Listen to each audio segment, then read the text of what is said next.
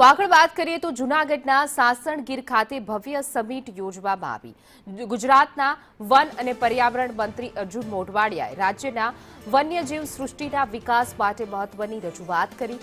કેન્દ્રીય મંત્રી ભૂપેન્દ્ર યાદવની ઉપસ્થિતિમાં મોઢવાડિયાએ ગુજરાતમાં વાઘણ લાવવાની માંગ કરી છે।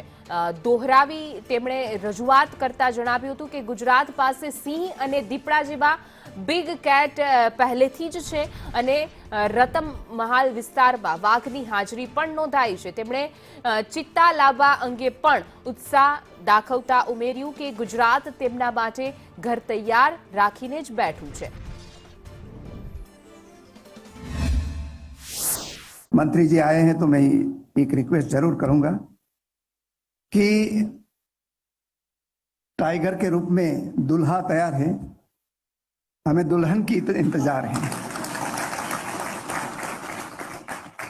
और चित्ता तो आपको लाना ही लाना है यहाँ।